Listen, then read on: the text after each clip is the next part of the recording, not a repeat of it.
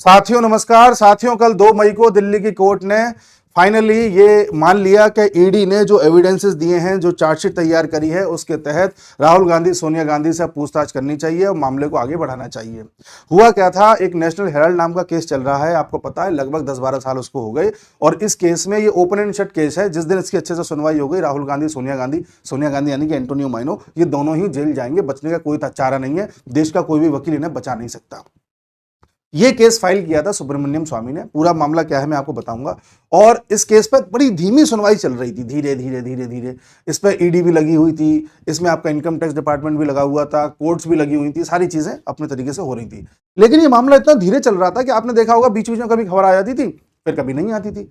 अब ये मामला इतना फास्ट हो गया है कि आप देखें, अगर पिछले महीने अप्रैल को अगर हम देखें तो अप्रैल में 12 अप्रैल को ईडी ने जो ये नेशनल हेराल्ड से संबंधित जो संपत्तियां हैं उन पर नोटिस चिपका दिए। 25 अप्रैल को कोर्ट में सुनवाई हो गई। कोर्ट ने कहा कि लाइए ईडी अपनी चार्जशीट दीजिए। ईडी ने चार्जशीट दी। कोर्ट को लगा कि इसमें कुछ चीजें अधूरी हैं। उन्होंने कहा इसको पूरा करके लाइए, हम 2 मई का टाइम दे रहे हैं। 2 मई के दिन वापस ईडी ने अपनी चार्जशीट दी। उसने स्वीकार कर ली। उसने कहा ठीक है, आपकी चीजें हमें ठीक लग रही हैं, हम इनको नोटिस भेजते हैं। और अगली जो सुनवाई होनी है वो 8 मई को होनी है, यानी कि 25-2-8। बड़ा फास्ट चल रहा है मामला। अब इतना फास्ट क्यों चल रहा है, ये थोड़ा सा हैरान करता है। कुछ लोग कह रहे हैं कि साहब मोदी जी ने मन बना लिया है कि राहुल गांधी को जेल भेज देंगे, सोनिया गांधी को जेल भेज देंगे। तो देखिए साहब, कुछ भी हो जाएगा, मोदी जी राहुल और एंटोनियो माइनो को जेल नहीं भेजेंगे। उसके 2 कारण हैं। पहला कारण यह है कि मोदी जी को पता है कि राहुल गांधी उनके लिए कितना बड़ा एसेट है। राहुल गांधी ही है जो बार बार बीजेपी को या मोदी जी को जितवा देता है। कारण क्या है कि जब भी जनता मोदी जी से थोड़ा नाराज होती है तो वो पलट के दूसरे नेता की तरफ देखती है कि आप किसी और को चुनेंगे। अब दूसरे नेता को देखते हैं तो राहुल गांधी दिखाई देते हैं, जनता वापस मोदी जी के पास पहुंच जाती है। तो पहला तो कारण ये है।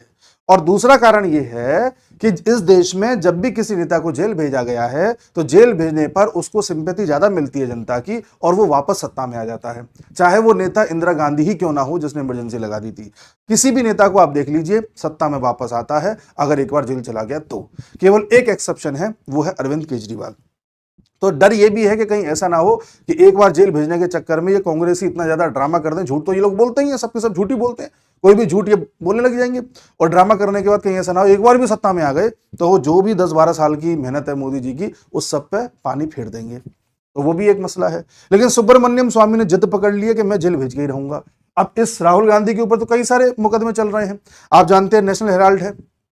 ऐसे सुब्रमण्यम तो स्वामी ये भी कह रहे हैं कि इनके ऊपर तो सिटीजनशिप का भी केस चलना चाहिए, क्योंकि इनके पास ब्रिटिश की सिटीजनशिप है, इनके विदेशों में धंधे चल रहे हैं।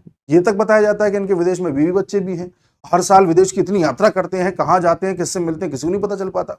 तो इतना संदिग्ध व्यक्ति है ये, और ये लेडी इतनी संदिग्ध है कि इनके ऊपर तमाम केस चलाए जा सकते हैं और किसी भी केस में इनको अंदर किया जा सकता है।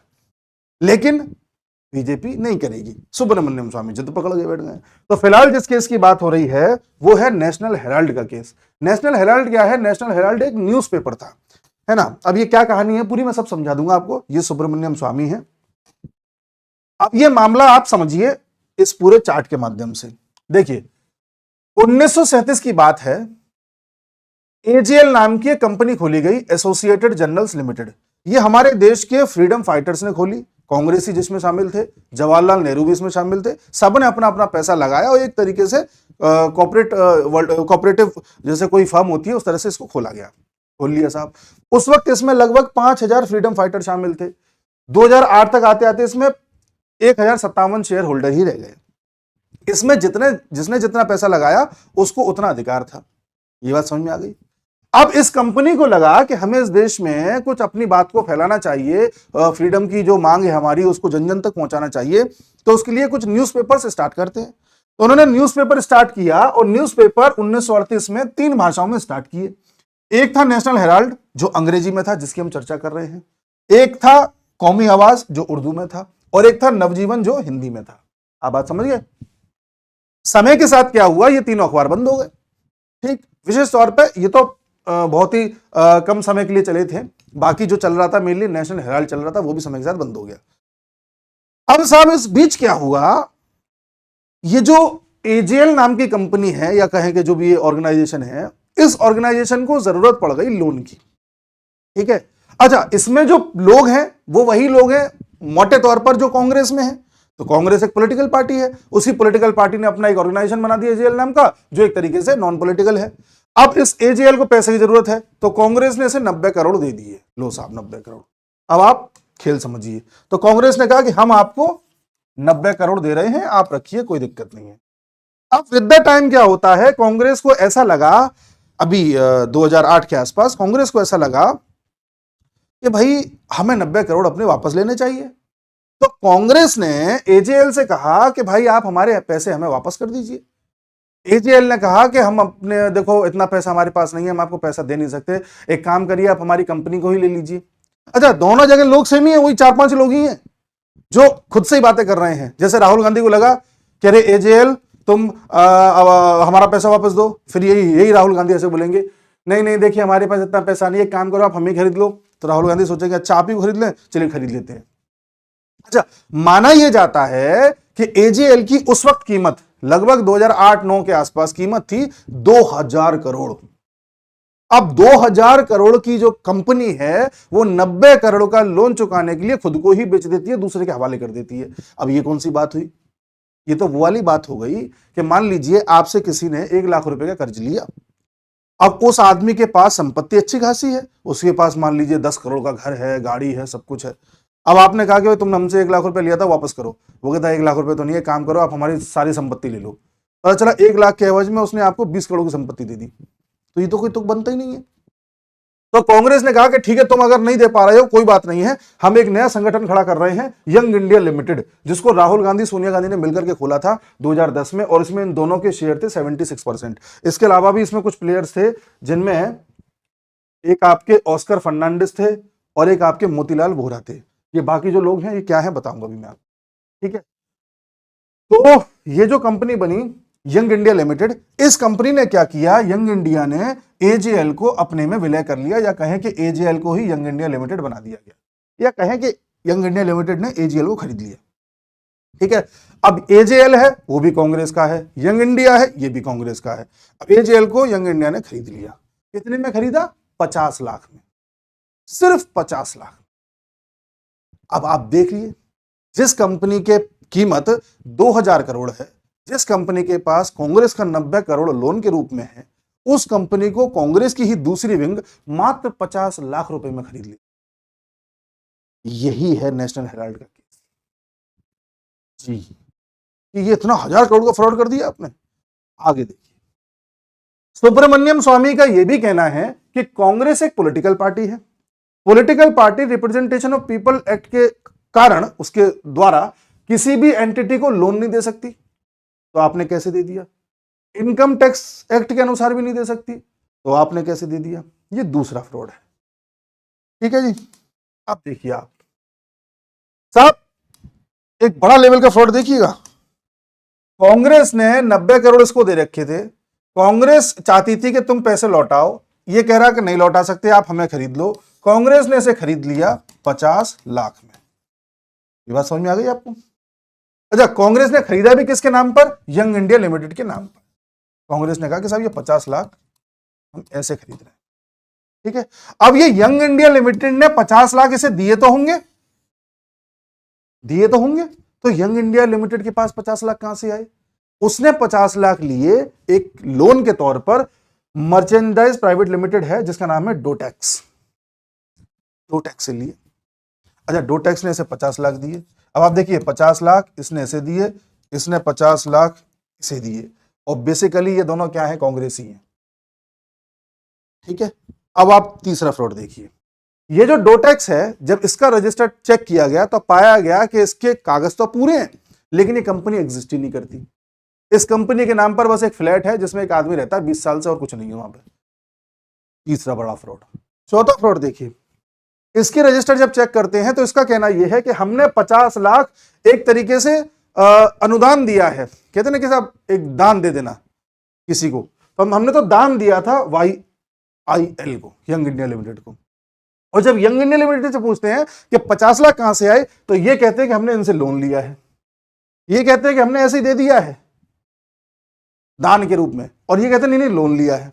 ये अगला फ्रॉड है, ठीक है। तो कहने का तात्पर्य यह है कि यंग इंडिया लिमिटेड नाम की जो कंपनी कांग्रेस ने बनाई और इस कंपनी को इसमें एक तरीके से खरीदवा दिया, ये फ्रॉड जो था, इसमें पैसे का घपला जो है वो तो है ही, ईडी तो इसमें आ ही रही है। इस वजह से सबसे बड़ा घपला इसमें यह है कि तुमने एक ऐसी कंपनी रातों रात बेच दी या उसको कन्वर्ट कर दिया जिसमें अन्य शेयर होल्डर भी थे। ना आपने इनको बताया, ना आपने इनसे परमिशन ली, बस हवा हवा में दो चार लोगों ने मिलकर सारे काम कर दिए। ये अगला फ्रॉड है। इसमें जो शेयर होल्डर थे उनमें एक बड़ा नाम था, जिन्होंने इस पर आपत्ति दर्ज करी थी, उनका नाम था शांति भूषण जी। प्रशांत भूषण जी के पिताजी हैं, बड़े वकील रहे। इन्होंने आपत्ति दर्ज कराई कि उसका एक शेयर होल्डर तो मैं भी था, मुझे तो पता ही नहीं है। ये फ्रॉड है। अब आप आगे की कहानी सुनिए। कांग्रेस से पूछा गया कि साहब आप ये सब हेराफेरी कर रहे हो, ये जरा समझाओ, ये क्या किया तुमने, क्यों किया? तो कांग्रेस का कहना यह है कि देखो भाई, हमने लोन दे रखा था, वो चुका नहीं पा रहे थे, तो उसने अपने आप को बेच दिया हमें। तब कांग्रेस से पूछा गया वो क्यों नहीं चुका पा रहे थे? चुकाने को तो खूब उनके पास जमीन थी, बेच के चुका सकते थे। दिल्ली में जमीन है, मुंबई में जमीन है, लखनऊ में जमीन है। तो कांग्रेस कहती है कि अरे नहीं नहीं, ऐसा नहीं है, उनके पास लगभग 90% जो चीजें हैं वो लीज पर हैं, किराए पे ले रखी हैं उन्होंने, ऐसा कुछ नहीं है। लेकिन जब बाद में जांच हुई तो पता चला कि इनके पास कोई 70% चीजें किराए पे नहीं, इनकी खुद की थी, पर्सनल चीजें थी, मतलब प्राइवेट एंटिटी के रूप में काम कर रही थी। ये चाहता, ये जो ऑर्गेनाइजेशन है चाहता तो कोई एक जमीन का टुकड़ा बेच करके कांग्रेस का कर्ज चुका सकता था, लेकिन कांग्रेस को तो हेराफेरी करनी थी। आप समझ रहे हैं बात को? ये अगला फ्रॉड। अच्छा, इसमें कांग्रेस ये भी कहती है कि अच्छा ठीक है, मान लिया हमने इसको इसमें कन्वर्ट करा या इससे इसको खरीदा, जो कुछ भी किया हमने मान लिया सब कुछ, आपको क्या दिक्कत है? ये भी हमारा विंग है, ये भी हमारा विंग है, हम कुछ भी करें। इस पर सुब्रमण्यम स्वामी एक केस और ठोकते हैं। वो कहते हैं कि नहीं कांग्रेस, ये तुम गलत कह रहे हो, ये कोई कांग्रेस का एंटिटी नहीं है। जब ये बना था एजेएल, जब एजेएल बना था तो स्टार्टिंग में तो कुछ लोगों ने पैसे लगाए थे, लेकिन आजादी के बाद इसको कुछ सरकारी जमीनें भी आवंटित की गई थी, सरकारी जमीन पर यह काम कर रहा था, तो सरकार का धन भी इसमें इन्वॉल्व है, इसलिए भी तुम घेरे में आते हो। इस तरह से इन सभी चीजों के सबूत मौजूद हैं और कांग्रेस फंस गई है। आप समझ रहे हैं? तो हो क्या रहा है? हो ये रहा है कि गिने चुने यही 4-5 लोग हैं जो दिख रहे हैं आपको, यही हैं जो ये तीनों में हेराफेरी कर रहे हैं। ईडी का केस चल रहा है, इनकम टैक्स का चल रहा है, कोर्ट में अलग प्रोसीडिंग चल रही है। 2011 में सुब्रमण्यम स्वामी ने इसी पूरे घपले को लेकर के एक चिट्ठी लिखी थी। हमारे उस वक्त के जो प्राइम मिनिस्टर थे मनमोहन सिंह जी, उनको चिट्ठी लिखी। मनमोहन सिंह जी ने कोई जवाब नहीं दिया, क्योंकि मनमोहन सिंह जी क्या ही जवाब देते, वो प्राइम मिनिस्टर तो केवल दिखाने के थे, उनके ऊपर तो सोनिया गांधी थी प्राइम मिनिस्टर, एंटोनियो माइनो। फिर 2012 में सुब्रमण्यम स्वामी इस पूरे मसले को लेकर के कोर्ट में चले गए। कोर्ट ने इसकी सुनवाई करी। ठीक है साहब, कोर्ट ने 2014 में यह बोल दिया कि इस पे केस चलना चाहिए। केस चलता रहा, केस चला भी, राहुल सोनिया गए भी, गिरफ्तार भी हुए, तुरंत जमानत भी हो गई, छूट करके आ गए साहब वहां पर दिल्ली में पटियाला कोर्ट से। उसके बाद कोर्ट ने कहा कि ठीक है, आप इसमें आगे प्रोसीडिंग कर सकते हैं। कोर्ट में प्रोसीडिंग चलती रही, हाई कोर्ट, सुप्रीम कोर्ट में सुब्रमण्यम स्वामी जा रहे हैं, आ रहे हैं, सारी चीजें चल रही हैं, वो 4-5 साल से हो रहा है। इसी बीच अगले तरफ देखें तो 2015 में ईडी ने भी इस पर जांच चालू कर दी। ईडी ने अपना अलग केस फाइल कर दिया, इनकम टैक्स ने अलग केस फाइल कर दिया। ईडी ने कहा कि साहब हम भी अपने स्तर से जांच करेंगे, लेकिन प्रश्न यहां खड़ा होता है कि 2015 में ईडी ने जांच चालू करी, ईडी आज तक जांच ही नहीं कर पाई। अब 2025 कर लिया आपने, तब जाके आप कोर्ट में जाकर के अपनी चार्जशीट दाखिल कर रहे हैं। चार्जशीट का मतलब ये होता है चार्जेस क्या क्या लगाए हमने। ईडी बोलेगा इन्होंने ये किया, इन्होंने ये किया, इन्होंने ये किया, इन्होंने ये किया, सारा कुछ ईडी एक पर्चा बना के पकड़ा देगा कोर्ट को। कोर्ट कहेगा अच्छा ये सब किया है, कोर्ट कहेगा हाँ बात में दम तो है। अगर कोर्ट को बात में दम नजर आई, चार्जशीट में दम नजर आई, तब कोर्ट बोलेगी ठीक है, अब हम एक बार राहुल और सोनिया से भी पूछ लेते हैं, हाँ भाई राहुल सोनिया आपने ऐसा किया है? राहुल सोनिया कहेंगे नहीं नहीं ऐसा नहीं किया है। वो ये तो कहेंगे नहीं कि किया है, वो नहीं किया है, ये है वो है। फिर यहां से कार्रवाई आगे बढ़ेगी। तो ये जो कोर्ट ने कल बोला है वो यही बोला है कि ठीक है हम तुम्हारी चार्जशीट को एक्सेप्ट कर रहे हैं, अब राहुल सोनिया से पूछेंगे हाँ भाई तुम्हारा क्या कहना है। ये राहुल सोनिया का इस पर कोई कहना नहीं है। राहुल सोनिया सिर्फ और सिर्फ देश को बेवकूफ बना रहे हैं। एक भी ऐसा पक्ष नहीं दे पाए हैं अभी तक जिसमें लगे कि इनकी बात में दम है। क्या कह रहे हैं? हम पूरे देश में आंदोलन करेंगे, हम जनसभाएं करेंगे, हम जनता को बताएंगे किस तरह से मोदी और बीजेपी हमें फंसा रहे हैं, किस तरह से हमारे खिलाफ साजिश हो रही है। इस तरह से राहुल सोनिया ने कल बोला है, कांग्रेस बोल रही है लंबे समय से। इतना बड़ा फ्रॉड इन्होंने किया है। आप समझ गए इस बात को? अगर आप नहीं समझे तो मैं आपको जल्दी से एक करा देता हूं। देखिए, एजीएल बनाई कुछ लोगों ने मिलकर के, इसने कुछ अखबार खोले, अखबार बंद हो गए। एजीएल को कांग्रेस ने कुछ लोन दिया, कुछ समय बाद कांग्रेस को लगा कि हमें लोन वापस चाहिए। ये चाहता तो इस कंपनी के जरिए कांग्रेस चाहती तो लोन ले सकती थी, लेकिन कांग्रेस ने क्या किया, एक नई कंपनी बना दी, यंग इंडिया लिमिटेड। इस कंपनी ने इसको खरीद लिया सिर्फ 50 लाख रुपए में। इस कंपनी को भी 50 लाख मिले तो एक दूसरी मर्चेंडाइज से मिले थे, जिसमें भी ये घपलेबाजी है। जब ये 50 लाख में पूरी की पूरी कंपनी खरीद ली गई तो पता चला बाद में कि इस कंपनी की वास्तविक कीमत तो लगभग 2000 करोड़ प्लस 90 करोड़ थी, और इसको सिर्फ 50 लाख में खरीदा गया। ये बड़ा फ्रॉड है। बाकी और भी इसमें फ्रॉड है। वो ये, इनका कहना है कि हमने तो किस सिर्फ एक चंदे के रूप में दिया है, ये कहना है कि नहीं हमने लोन लिया है। फिर कांग्रेस को सवाल उठता है कि इसने लोन कैसे दे दिया, ये तो दे नहीं सकती, पॉलिटिकल पार्टी है। फिर ये उठता है कि इसमें जो शेयर होल्डर है उनको तो बताया ही नहीं, तुमने इसको कैसे बेच दिया। फिर ये भी उठता है कि इसमें सरकार की जमीन भी शामिल है, ये सिर्फ कांग्रेस तक सीमित मामला नहीं है। तमाम तरह के इसके अलावा केस इसमें चल रहे हैं। तो ये पूरी कहानी है नेशनल हेराल्ड की। आप समझिए बात को, होना कुछ नहीं है, कोई जेल नहीं जाएगा। अभी तो लोअर कोर्ट में मामला चलेगा, ये वाला ईडी वाला, फिर ये हाई कोर्ट सुप्रीम कोर्ट तक जाएगा। और जो हाई कोर्ट सुप्रीम कोर्ट में सुनवाई अलग चल रही है, वो तो पूरे उसकी चल रही है। ये मनी लॉन्ड्रिंग का केस है जो ईडी चला रही है, ठीक है ना। तो ये ऐसे खिंचता रहेगा, ये हवा क्रिएट करने के लिए होता है, कुछ इससे होने वाला नहीं है। बट हाँ, आपको पता होना चाहिए कि इस देश में जिनको इस बात का बड़ा गुमान है कि हम इस देश की फर्स्ट फैमिली हैं, उनका इतिहास क्या है, उनके कारनामे क्या है, हर जेनजी को पता होना चाहिए। जो लोग 2014 में उतने बड़े नहीं थे, उम्र उतनी नहीं थी कि समझ पाते चीज़ों को, वो उन्हें ऐसा लगता है कि मोदी बेकार है, अरे मोदी को बदलो, इन्हीं को लेकर के आओ। ये कैसे थे, उन लोगों से पूछो जिन्होंने इनका शासन देखा है 2004 से 2014 के बीच में। उनसे पूछो कि ये लोग कैसे थे। तो इसलिए हमें ये वीडियो बनाने पड़ते हैं, ये सब बातें बताने के लिए कि ये लोग किस तरह के फ्रॉड लोग हैं। ये सारी बातें देखते हैं क्या अपडेट आती है। मिलते हैं अगले वीडियो में। नमस्कार।